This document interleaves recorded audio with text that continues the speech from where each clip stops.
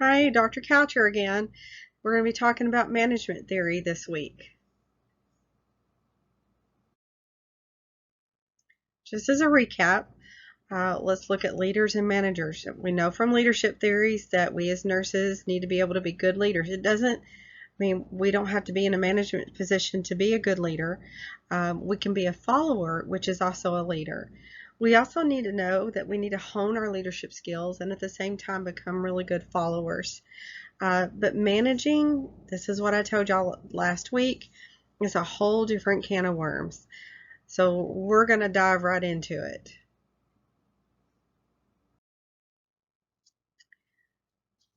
So should you do it? Is it for you? Can you do this? Should a nurse be a manager? Should a new nurse be a manager? How about that? Not just a nurse, but a new nurse. What about a new nurse being charged on the floor?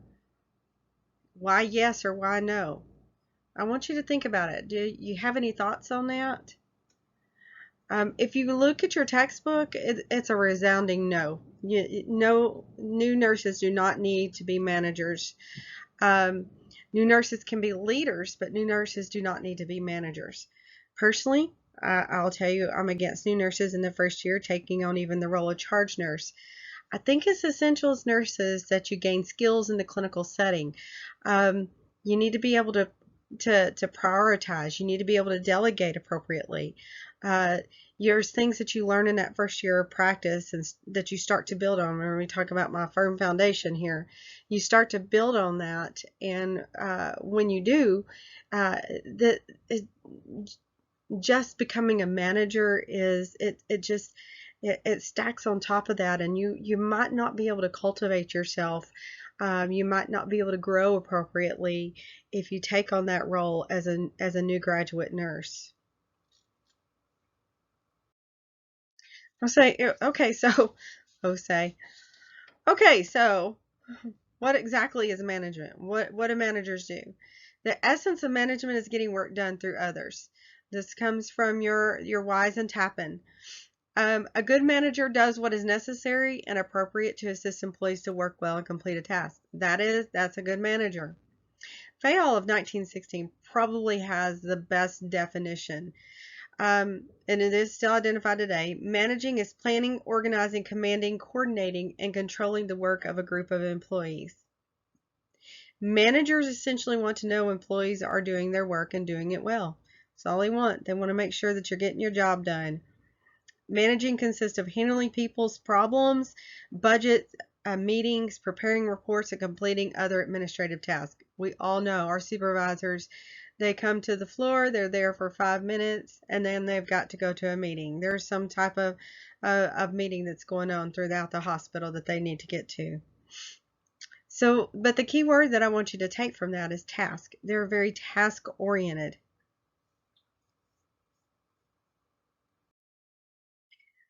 So now we're going to talk about scientific management. It is efficiency focused, as I said, task oriented. Nurse managers who use the principles of scientific management will pay particular attention to the types excuse me, of assessments and treatments done on the unit. The equipment needed to do them efficiently, and the strategies that would facilitate more efficient accomplishment of these tasks. Scientific theory arose from Frederick Winslow Taylor. He studied how work. Okay, so he studied how work was performed and looked at how this affected worker productivity. His belief focuses on making people work as hard as they can, was not as efficient as optimizing the way the work was done. His 4 principles: replace working by rule of thumb or simple habit and common sense, and instead use a scientific method to study work and determine the most efficient way to perform specific tasks. Rather than simply assign workers to just any job, match workers to their jobs based on their capability and motivation. Pretty good idea. And train them to work at maximum efficiency.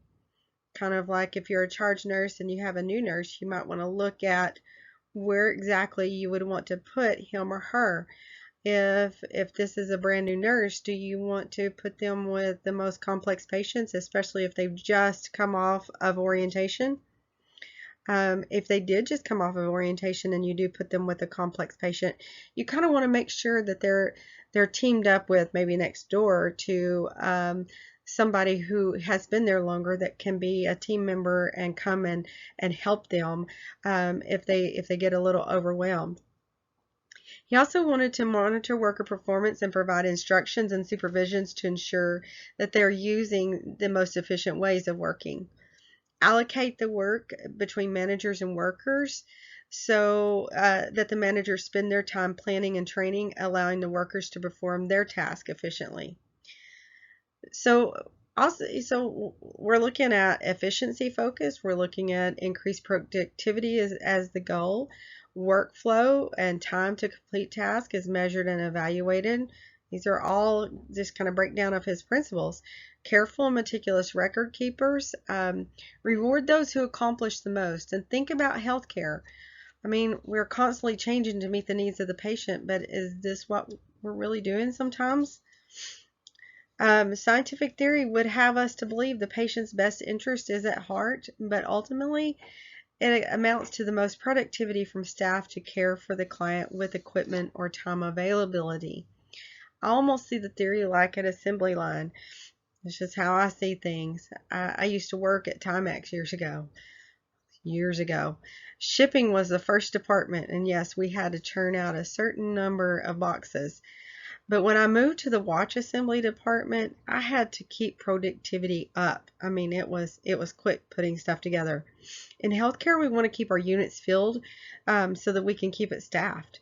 I mean, that's ultimately, if we don't have them filled, then we can't keep them staffed, can we? However, nurses are expected to work as task-oriented individuals to ensure productivity. I don't like task-oriented nursing. I just don't. It takes when you're task-oriented, you miss so many things, and you miss the personal side of it with the patient. So this doesn't anyway. So nurses are expected to work as task-oriented individuals to ensure productivity does not decrease, versus treating each individual patient as a separate entity to be taken care of individually. Again, I don't like it. Task-oriented is not what we need to be. It takes, also it wipes out our critical thinking. And we don't need our critical thinking wiped out. We need to critically think about our patients.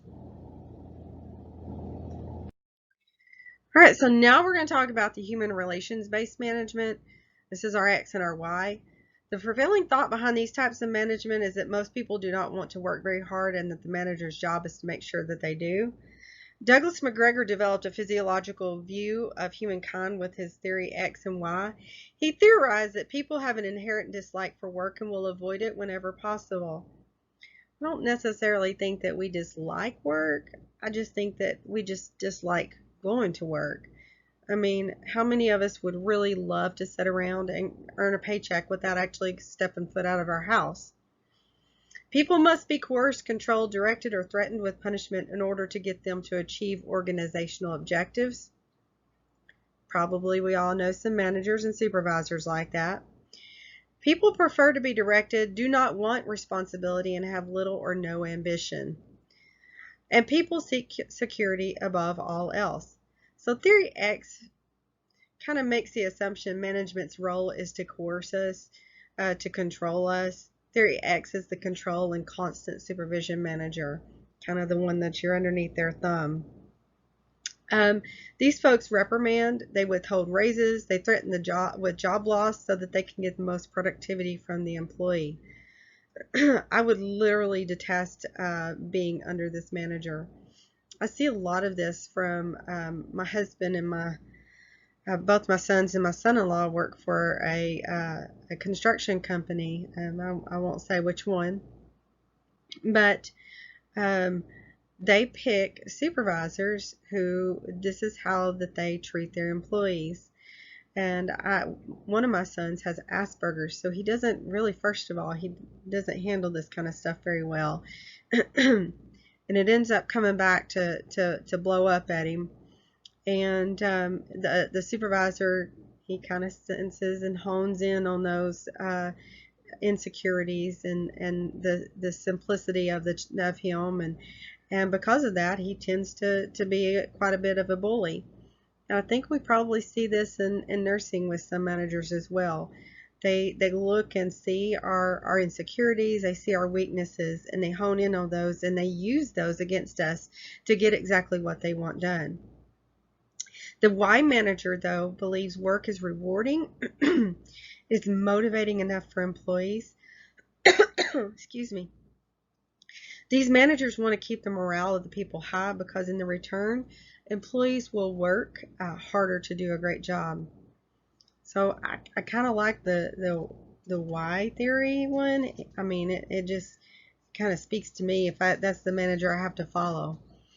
They believe that work is natural as play and rest. People will exercise self-direction if they're committed to the objectives. Commitment to objectives is a function of rewards associated with the achievement. People learn to accept and seek responsibility, creativity, imagination. Sorry, I was just butchering imagination. Those are widely distributed among the population, so people are capable of using these abilities to solve an organizational problem. People have potential. I like why. I don't know about you. They want to develop the potential in their employees and help them to release their potential towards common goals. Kind of might work well with a transformational leader.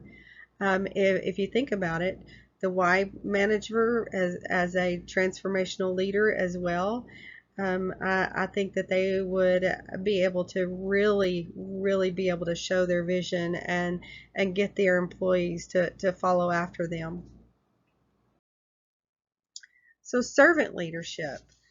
Um, People have value as people. The servant leader style manager believes that people have value as people, not just as workers. They believe that we are, like I said in our leadership lecture, we are valued. Uh, we're respected. I think we all desire this type of leader as well, who values us. They want to improve the way each person is treated, and they put employees first. The name implies that this could go for a staff. Excuse me, y'all. But in reality, it is a theory designed for the supervisory or administrative role. For me, it sounds like a good marriage or relationship.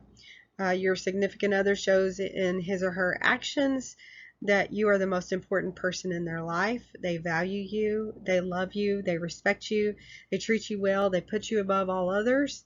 And what will you do for them in return? You're going to mirror those actions and mirror those feelings in return.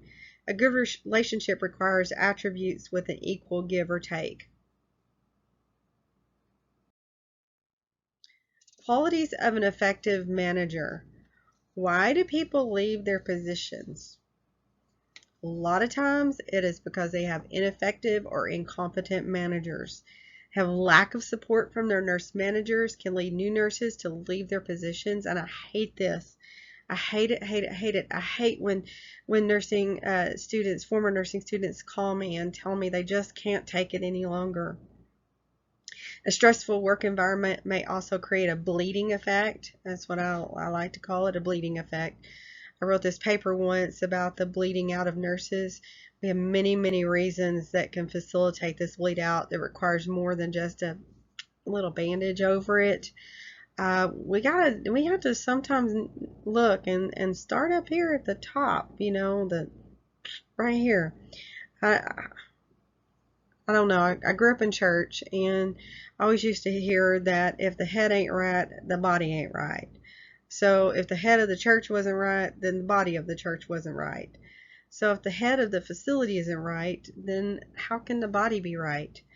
Because those types of behaviors and attitudes will filter down to everybody else. Nothing can change in the atmosphere. The bleed can't stop unless we go straight up to that source. Stressful work environments, and this is from your text and a survey of over 3,000 new nurses. that contribute to increased needle sticks, sprains, strains on the job, verbal abuse by others, and shortage of supplies which prevent nurses from doing their job. Horizontal violence, I'm not going to talk too much about this because we'll talk about it in a healthy work environment, but horizontal violence and vertical violence can definitely cause employees, new nurses, to leave their positions. If you don't know what horizontal violence is or vertical violence is when you are bullied from the top down. Okay? Horizontal violence is when you are bullied from peers around you. It's essential that we are and have effective managers who can and will create an environment in which new nurses can grow, thrive, and become the best they can be. I love what your text did bring out, though. There is a controversy if business sense is more important than clinical expertise. Thankfully, the text and I are in agreement. I love when the text and I agree. I have sat under a manager who had zero clinical expertise, had no idea what it actually took to care for a patient population because she never practiced a day in her career. I feel as if you need both clinical and business brain in order to make decisions and not only benefit the patient but also consider the nurse taking care of the patient. So what qualities do they need? They need leadership. They need relationship building, teamwork, and being able to mentor others. Those are very important attributes and qualities. Professionalism, advocacy for nursing staff, support, and they need to be ethical. You don't want somebody who's your manager that's not very ethical. They need clinical expertise. You don't want to sit underneath someone like I just described who had never practiced a day in her life. She went straight into got her nursing degree and then decided to go straight into business world and then, was leading others. Be able to do quality improvement and know what evidence-based practice is and stay on top of both. They need a business sense, human resource knowledge, staff development, performance appraisals, and financial management. Those are all good qualities that an effective manager needs. Management duties. These are keys to effective management. So decisional, interpersonal, informational. We're going to look at each one of these on next slide so each of you can understand effective management. To decisional, interpersonal, and informational, delegation wisely to those you are managing, set some team goals, communicate effectively with the members of your team and make time for them, recognize their achievements, but also be able to recognize their struggles. Let's use me for an example. If I could, if I'm leading a team of students and I'm not seeing that somebody's struggling, and I'm not talking about looking at grades, but you can look at a person's demeanor. You can look at even the paperwork that they're turning in, or the way that they're answering you, or the talking or not talking. You read the person that you're with and know that they're having some struggles. You need to be able to, as an effective manager, be able to recognize that. Think about solutions that will last, something that is important for me and that you likely won't find in NCLEX or other websites. But be able to laugh and relax with others. If you're uptight and take it all too seriously, it will wear you down. I know that we didn't get to be in clinical very much last semester due to COVID. So those of you who will be in clinical with me this semester, just realize and understand that I really do like to have a little bit of fun in clinical. I like to smile. I like to make you laugh. I like to make you relax. I like to let you know that it's okay that you made a little goofy mistake. Now, if it's something serious like a medication error, then we have to address it. But even then, I'm going to make sure that I address it appropriately, and I don't want you to feel I would not beat you down for it. So anyway, we're going to discuss some of those more in detail, but I wanted to talk to you about a 2011 brief article that I read. A nursing career is extremely rewarding, but not without its challenges. One of the biggest challenges is deciding which path to take in this ever-expanding profession. It is a big one. Becoming a nurse manager is one of those options. But transitioning from clinician to nurse manager can be quite daunting. Um, I, I just, that's why I really don't like anybody going into it, even charge nurse for at least a year out. And I can tell you a story about that, but I'm going to try to get through this lecture. After all, this role is where we are contributing through others instead of independently. So it's quite an extensive role to take on. Today's nurse manager has one of the most difficult jobs in healthcare because everything is changing. Oh my goodness, it's so, I mean, our healthcare system is changes daily. Managers need to know how to manage budgets, they need to deliver presentations, and should always have sharp communication skills coupled with negotiating abilities. Hence, it's imperative that they have access to all the tools that are required to become a successful manager. A typical day for a nurse manager could involve going over paperwork and regulatory requirements, interviewing nursing staff, addressing labor issues, reviewing the department's finances, and managing a group of nurses. And they're also a liaison. They have to go between you and management. It's such a wide range of skills that are needed. So you got to have the proper training. It is absolutely a necessity. And anymore, I wouldn't suggest going into any leadership position without furthering your education and learning some of those valuable skills. It is also possible to bridge from RN degree to MS degree, and I would hope that you do that.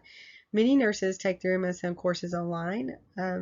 You can go, I think UMS has RN to BSN to MSN. I really think that it's important that you strive to get these degrees, especially if you see yourself going into a management position.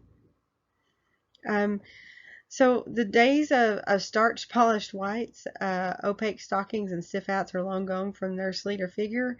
Now you have business suits and advanced nursing degrees, laptops, spreadsheets.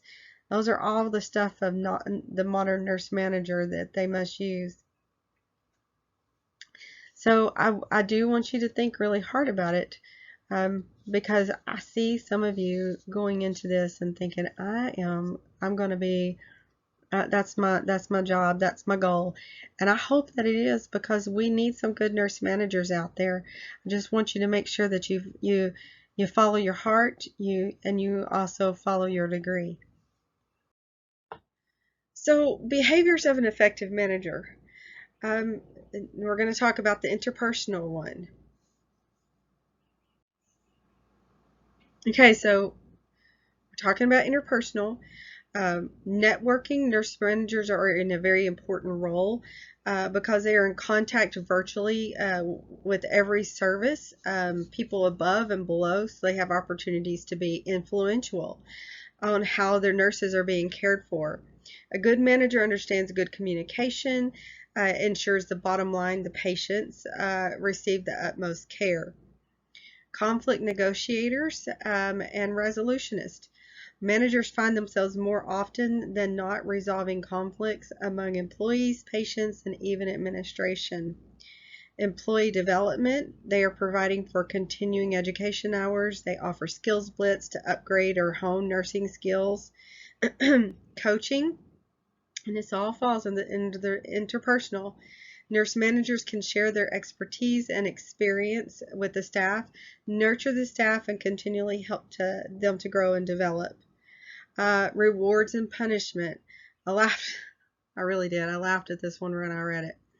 I still kind of laugh at it. According to your text, managers are in a position to provide specific rewards such as salary increases and time off, and general rewards, praise, recognition, as well as punishment such as withholding pay raises or denying promotions. However, the culture nowadays is equality. Everyone gets the same percentage across the board. Time off is a reward, but you must practice fairness.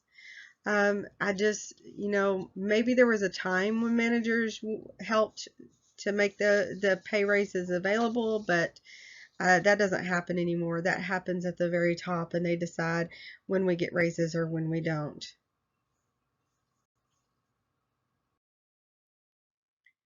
All right, so decisional activities. Employee evaluations, they're conducting formal performance and appraisals of their staff members. They give good feedback, even if the standard is everyone receives the same across the board.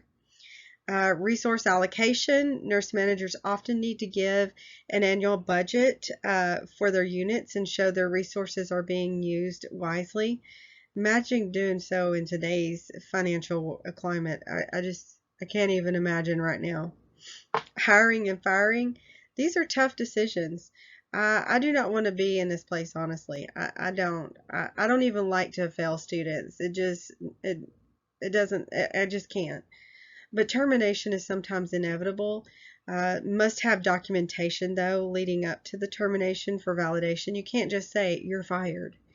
Although Arkansas is in a at no fault state, so they can fire us if they want to. But most hospitals, facilities, anything like that, they have progressive discipline policies. Um, Hiring also must be validated by the budget. Planning for the future, planning ahead for what the future holds is an essential nurse manager behavior. Job analysis and design. We live in a very volatile financial climate. I mean, oh, it's just all over the place. You know, we had COVID happen, and when COVID happened for 2020, you know, our stocks tanked, and now you know they're on the uprise again. So we do have that kind of, you know, looks like a snake undulating down, you know. So that I just can't, again, I can't imagine having to do worry about the finances right now. But managers many times must analyze and redesign the work of their units to be more efficient with less money. Okay, so they're also a spokesperson. Nurse managers speak for administration when relaying information. They sometimes have to spin the PR so the staff will understand and get on board. They also must speak to the staff, speak for the staff when talking with administration. So they may need to spin it with the PR to advocate for their staff to administration. Okay, here's what I like in this too, though. All right. When you're in junior high, where you ever the go between for Cindy and Johnny, Cindy likes Johnny. Do you like her? Yeah, I like her. But does she want to be my girlfriend? Cindy wants to be your girlfriend. Johnny has changed his mind, so you do the dutiful thing for your friend and talk positive to Johnny about Cindy so that he will ask her out. It's a vicious cycle. You know what? So the staff need, or you know what, administration needs. Oh, let me make sure that I make it sound pretty for both so that I can get what I need for the staff, and then administration gets what they need.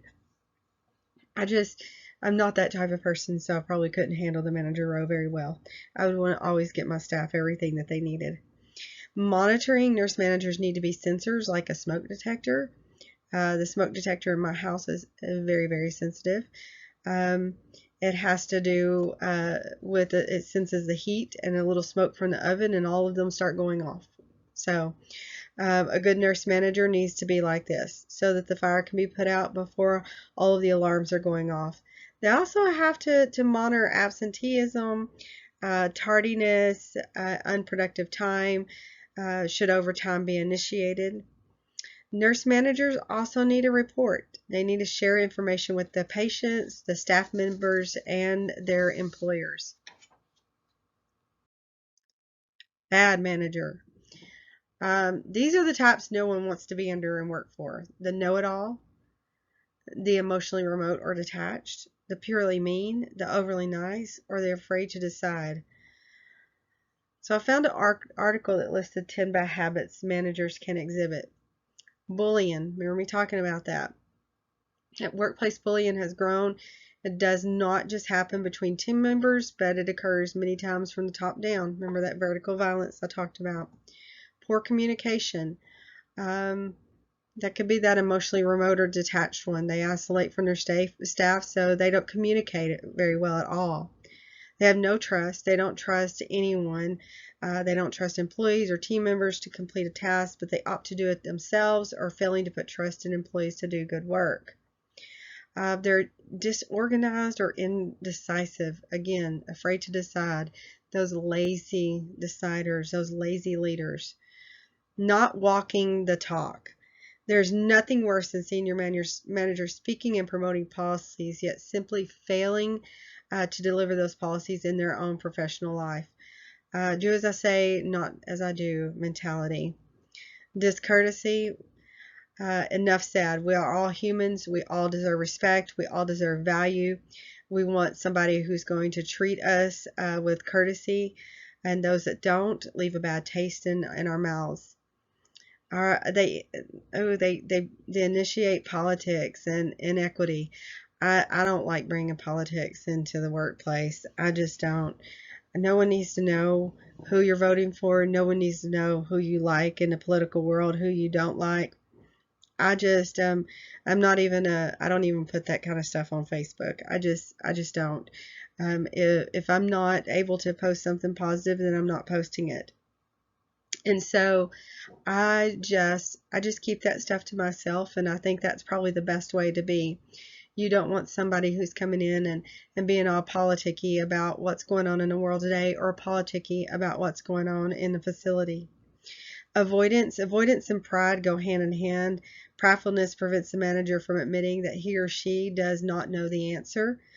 Avoidance is the same. They will either avoid the subject or bluff their way through. I don't always know the answers. And if you ask me and I don't know the answer, I'm going to be honest with you and tell you I don't know, but let's go find it out. I don't want to bluff my way through and pretend like I know. I don't. If I don't know, I don't know. It's better to go find out. And you don't want somebody who lies. If you have a bad manager that lies to you and lies to others, they have no integrity, and it comes down to it. I mean, it affects the staff. So let's talk about, we've talked about the qualities, we talked about the behaviors, and we talked about bad manager. So let's look at becoming a manager. Do you have to become a manager? No, not at all. Um, Not every nurse wants to take on the responsibilities of being a manager. The path, if chosen, will place the nurse in a novice position again as you build on the newly acquired skills.